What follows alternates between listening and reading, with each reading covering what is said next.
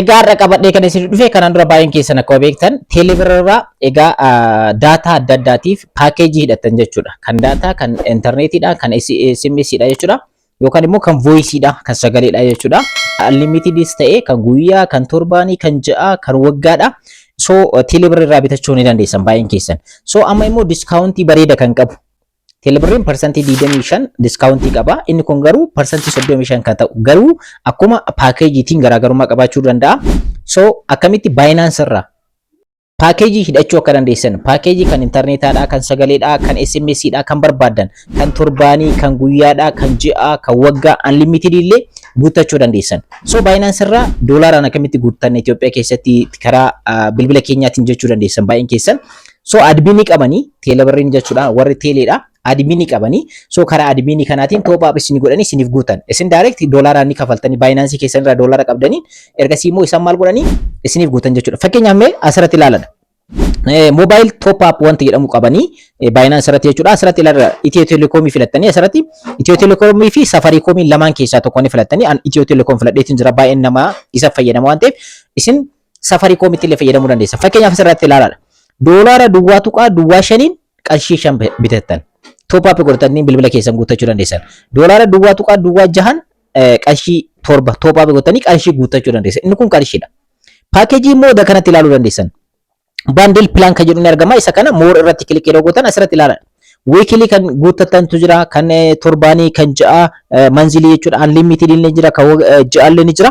So isaan kanneen hundayyuu akkamitti guuttachuu kan dandeessan check ni goona jechuudha.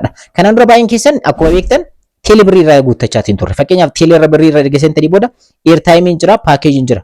Airtime fakkeenyaaf kan daqiiqaa birrii 5 10 15 20 jechaatiin kan itti fuftan jechuudha. Namaanis kennuu dandeessan. Amma paakeejii asirra seentanii sagaleedhaan intarneetaan maal kan jedhu asirra filachuudhaan fakkeenyaaf voice'dhaan bituu dandeessan asirratti ilaalaadha. Intarneetaan ta'uu danda'a asirratti ilaalaadha. Akkanumallee unlimited qaban. Isaan hundumtiin isaaniitii jechuudha. Unlimited jechuun kan social media jira gosa gosaan jechuudha. Asirratti bitachaatiin turre jechuudha kanaan dura teelebirraa. Amma immoo salphamatti akkamitti Binance irraa bitachuu dandeessan. Hojii maallaqa online hojjetan irraa fakkeenyaaf maallaqa online ittiin hojjetan karaa Binancetiin baafattan. Binance irraa doolaara qabdaniin immoo akkamitti guuttachuu akka dandeessan top up akkamitti guuttatan ni ilaala jechuudha. Kan koo guuttachaatiin kan isinitti agarsiisu fakkeenyaaf kan koo ilaala lakkoofsa bilbilaan guuttadhu asirratti isinitti agarsiisa duwwaa ta'uu isaa asirratti 8 duwwaa tuqaa 4 jettaniitiin kan gaafattan miti ergasii immoo ni bilbiltan. Ergasii immoo ni bilbilaa. Egaa lakkoofsa guutaatiin isinitti agarsiisa jechuudha. Check asirratti duwwaa tuqaa duwwaa tokkotu argama. So duwwaa tuqaa duwwaa tokko. Birriin takka illee hin jirtu jechuudha. Birruu saantima duwwaa tuqaa duwwaa takka jechuudha kan argamu. So amma top up godhee Binance kan koorraa guutee isinitti agarsiisa. Sadhumatti nafaana turuun dagatinadha. Egaa nageenya isin dagan assalamu alaykum warahmatullahi wabarakatuh. Shama harka fuunee akkam jirtan dhaggeeffattoonni YouTube channel Soofuma Rap har'a akkamitti mobile top up itti fayyadamuu dandeessan Binance keessan itti fayyadamtanii wajjin ilaala. Akkuma teelebirriidha asirraayis paakeejii qarshii qinnaashii ta'e yookaan immoo qarshii lallamaa ta'een bitachuu dandeessan jechuudha. Diskaawuntii qaba waan ta'eef jechuudha. So gara Binancetti seenneetiin check ni goona jechuudha walumaan. Warroonni YouTube channel kanaaf haarawwatan barnoota teekinooloojii fi hojiiwwan online reaction viidiyoowwan adda addaa argachuu yoo barbaadan bakki kun bakka sirriidha. Kanaaf subscribe gochuun dagatinaadha. Viidiyoo kana immoo like share gochuun irraanfatinaadha. Daa'e gara barnootichaatti amma gara Binancetti seen. Top up gootanii akkamitti akka guuttattan wajjin ilaalla. So direct mobile top up kan jedhu kun adminii qaba waan ta'eef adminii saniin isiniif guuttama Binance irraa jechuudha. So achi akkasitti naaf hubadhaadha.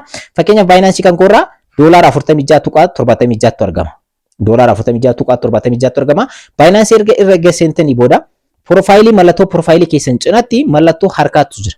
Yookaan immoo fuula kanarratti iyyuu argachuu dandeessan top up mobile top up kan jettu jechuudha.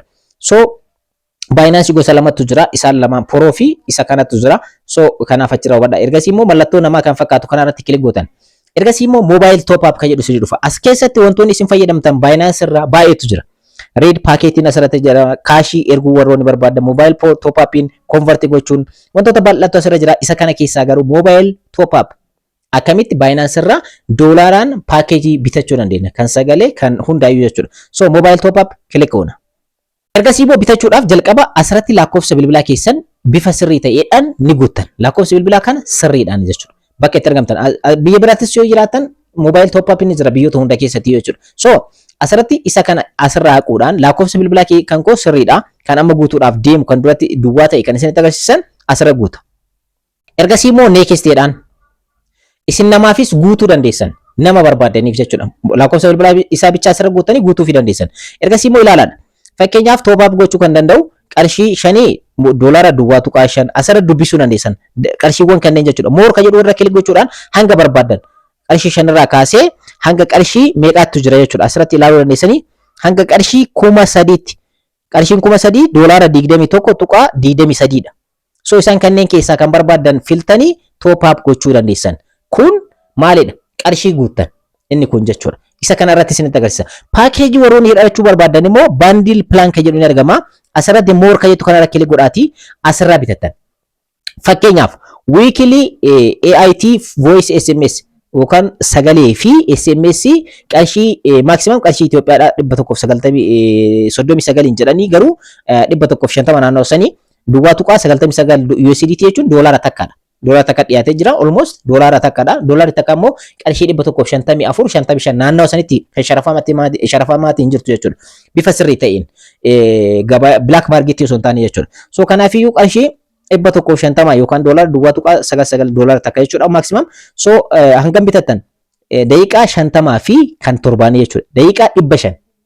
Daqiiqaa 500 fi akkanumallee SMS 50 filattan.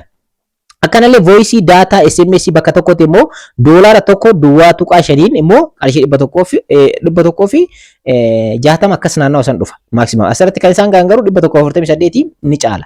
154 akkasiin sharafamaa jira waan ta'eef. So minitii yookaan immoo daqiiqaa 100 fi GB 2 kan internetaaf ta'u akkanumallee SMS 20 erguu kan dandeessan doolaara tokko bitachuu dandeessan. Moor filatamaadha teelebirrii irra. Asirratti illee isaan kanneen hundayyuu keessaa filachuu dandeessan. Fakkeenyaaf unlimited haa ilaallu. Kan unlimited irra caalaan kan jaalladhe unlimited dha. Unlimited asirratti ilaala. Qarshii 1,170 dha. Teelebirrii irratti garuu ol ka'aadha. Teelebirrii irratti ol ka'aadha. Kan torbaanii check godha teelebirrii keessan irra seenaati. So asirratti manzilii immoo ilaala kan ji'a tokko asirratti jechuudha. Unlimited kan jedhe voice data SMS qarshii 5,500 fi 30. Naannoo qarshii 700tiin bitee na fakkaata. I think namaaf bitee ture. Yeroo yaadadha. Teelebirrii irra seennee illee dura check gochuu ni dandeenya. Sa'aatiin nurraa fudhata. Check godhaa isin. So asirraa bitachuu ni dandeessan. Daataa yoo barbaadan kan barbaadan. Fakkeenyaaf daataa unlimited ta'e kana bitachuu barbaadan doolaara 8dha kan baastan. Asirratti voice data SMS kan qabu qarshii 5,500 fi 30 baastanii isa kanarra kilik gootanii lakkoofsa bilbilaa jalqaba filanneetiin jira. Daalekti asirratti top up gochuu dandeenya. Confirm payment isiniin jedha. Gubbaa kanarratti jechuudha. Confirm godhi isiniin jedha. Spot account keessan irraa qabaachuu qabdan isiniin jedha. Spot irraa fakkeenyaaf asirratti spot account kan koorratti available balance kan koo 39 dha. So ni jira jechuudha. So asirratti spot irraa qabaachuu qabdanii spot irraa gara fandiitti akkamitti jijjiiruu danda'ama. Fandii yoo ta'e immoo isa gadaanu kana filattanii fandiis filachuu dandeessan. Fandii fi spootiitu argama jechuudha. Lamaan keessaa bakka doolaara irraa qabdan filattan. Ani spootii irraa ni qaba waan ta'eef rakkoo tokko hin qabu. Ergasii immoo chaarjii qaban. Ergasii immoo akkuma asirratti argattan fandiirraa kan qabu torba sadiidha. So isa kana confirm godha. Asirratti doolaara naannoo maximum doolaara 10tti baasa jechuudha. Doolaara naannoo 10 jechuudha. So fiilii qabanii so asirraa haala kanaan bitachuu dandeessan. Salphaadha. Amma an qarshii bitachuu barbaada. Qarshiidha kan barbaadu. Fakkeenyaaf asirraa qarshii 50 guuteetiin isinitti agarsiisan. Qarshii 50 jechuudha. So asirraa qarshii 50 doolaara meeqa akka ta'a? Doolaara duwwaa tuqaa 33 ta'a. Doolaara duwwaa tuqaa 36 ta'a. So isa kanarra kilik godha. Amma top up godha jechuudha. Asirraa ilaaladha. Itiyoo Telekom jedha. Itiyoophiyaan 50 birriidha. Birri 50. Asirratti doolaara ambaasu asirratti ilaaluu dandeessanii doolaaraan ta'u kan ta'u jechuudha. Asirratti immoo funding accountii bakka irraa qabdan. Funding accountii fi asirratti spootii irra itti argama. Funding accountii irraa hangam akka qabdan ni ilaaltan asirratti ni ilaaltan. Ani spootii irraa almost qaba. Spootiitti filadha jechuudha. So spootii irraa filadheetiin jira. Doolaara duwwaa tuqaa 36 kan baasu. So ergasii immoo agreementiin asitti ni argama. Confirm keetu kanarra kilik godha. Amma kafaluudhaaf deemnaa jechuudha. So ergasii immoo akkuma kaffaltii kanaan dura Binance irratti kafaltan ashaaraa harka keessanii yookaan paaskee keessan fayyadamuudhaan yookaan immoo piinii keessan isin gaafachuu danda'a. Piinii keessan itti galchuudhaan verify taasiftan. Ergasii submit godhaa. Egaa haala kanaan authentication yoo ta'e authentication mobile top up complete naan jedhee mobile top up successful. Egaa lakkoofsi bilbilaa asirratti argama. Qarshii 50dha. Doolaaraan baase doolaara asirratti argaatu hin jirtanii orderiin kan koo isa kanaadha. Isa kana copy gootanii qabachuu dandeessanii. So haala kanaan jechuudha. So amma message na dhaqabeeti jira si check haa goonu. Message amma teeleerraa na dhaqabee ilaaladha. Kabajamoo Muhammad ilaal asirraa ilaaladha. Ilaaladha kabajamoo jedhee maqaa kan koodha. Fuula yeroo qilleensaa qarshii 50 karaa idil addunyaa isiniif guutamee jira jedha. Hafteen herrega keessanii hangam akka ta'e asirratti ilaaladha. Narraa mure jechuudha. So qarshii 50 haala kanaan naaf ergameetiin jira jechuudha. So haala kanaan jechuudha. Fakkeenyaaf mee check haa goonu. Qarshii duratti hin qabu ture miti check haa goonu. Check haa goonu. Qarshii hin qabu ture duratti. So 8 duwwaa 4. Okay. Ergasii immoo duratti hin qabu ture. Garuu amma liqii qaba waan ta'eef qarshii 15 narraa muranii. So narraa muraniitiin jiranii. Egaa qarshiin 32 asirratti argama. Qarshii 15 liqii ofirraa qaba waan ta'eef. So haala kanaan guuttachuu ni dandeessanii. Egaa Binance irraa haala kanaan waan barbaadan jechuudha.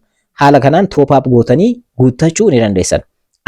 Kan barbaadan jechuudha. Yaada keessan komanta irratti naa qoodaadha. Egaa teelee birrii qofa osoo hin taane karaa Binanceetiin hojii onlaayinii adda addaa irraa kan hojjetan top up gootanii yookaan mobile top up kan jiru pilaatfoormii asirratti adjust godhaniitiin jiranii isaaf fayyadamuudhaan daataa keessan guuttachuu dandeessan kan sagaleedhaa, kan intarneetaa, kan SMS'dhaa kan barbaadan. Akkasumallee qarshii guuttachuu dandeessan. Hojii onlaayinii irratti kan hojjetan. Amma kun immoo more filatamaa kan ta'e P2P Binance irratti cufameetiin jira. Isin ammaan booda kaardii namaa guutuudhaan karaa kanaan jechuudha. Salphumatti naannoo keessanitti namoota argaman irraa qarshii fudhachuudhaan salphumatti namaa guutuu dandeessan, ofii keessanii guuttachuu dandeessan, hojii onlaayinii irraa hojjechuudhaan karaa Binanceetiin doolaara argattan haala kanaan itti fayyadamuu ni dandeessanii. Akka irraa fayyadamtan immoo abdii qaba. Kanarraa asirratti xumurre jira. Yeroo itti aanu viidiyoo biraatti walitti deebina. Akkasitti nagaan naa turaa isiniin jecha warroonni YouTube chaanaalii kanaaf haaraa ta'an subscribe, like, share gochuun irraanfatinadha. Yeroo gaarii na qabaadhaa.